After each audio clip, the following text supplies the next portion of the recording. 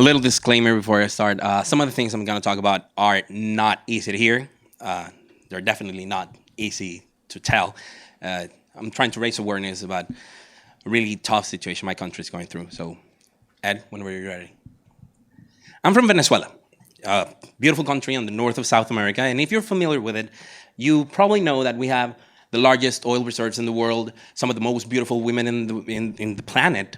And we are one of the 17 mega diverse countries in the world.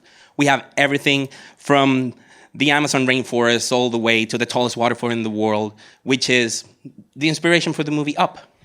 What you might not be aware of is that Venezuela right now is dealing with one of the toughest periods of its history. Food and medicine shortages, hunger riots. It's just appalling medical crisis. I tried to do an analogy with the four horsemen of the apocalypse. So let's try with pestilence. That good-looking fellow in the middle of the picture is my dad. He was diagnosed with cancer July last year.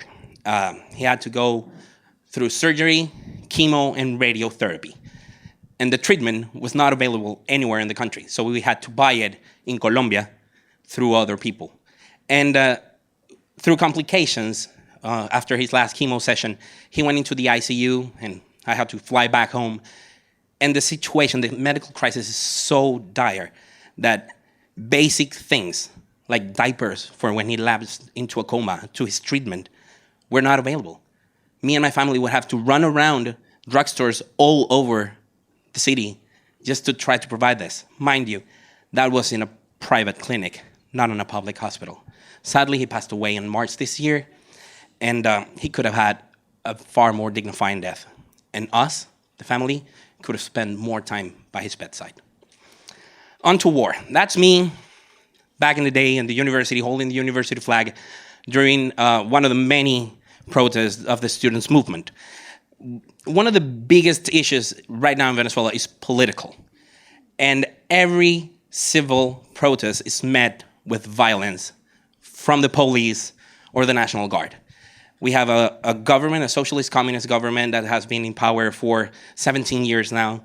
And it's really tough to see even the leader of the opposition being sent to 13 years of prison for a tweet. So now the Venezuelan government, the Venezuelan opposition is trying to oust Maduro, the president, through a referendum. And he sees everybody as a far right-wing coup perpetrator. Those are his words. He's not afraid to take action into his own hands just to stay in power. We are at war. People don't know it yet. That is a cue for food. Buying staple food. And you're subject to whatever you find in the supermarket. If it's pasta and mayonnaise, that's gonna have to be lunch for a week. That's a picture I took when I went back to Venezuela, and it tells me which day, according to the last number of my ID, which day I can go and buy certain food. How much can I buy? And when I purchase it, I have to put on my fingerprint. I have to make 4 or 5 hour long queues, have a number written on my arm. And of course, food riots are in the rise.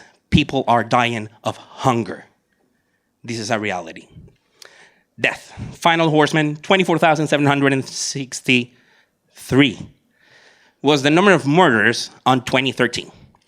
August 2013, I was going after a meeting with a client. I was in the car in a huge traffic jam. I was stopped. Motorcycles are allowed in the motorway, don't ask me why. And a guy on a motorcycle just popped over, gun in hand, asked for my phone and my wallet. When my phone fell, I went to reach it. He pointed at me and click. The gun jammed. He tried twice more. I was one pistol malfunction away from death. Those are the numbers from last year alone. We have, on average, 90 murders per 100,000 inhabitants. The number here, the rate is 0.8. Whatever you had in the United Kingdom in 2015, we have that in a week. Have we had the same population of the United Kingdom, which is twice over the Venezuelan population, would have that in 3 days. My city is the most dangerous city in the world, and that was taken last week.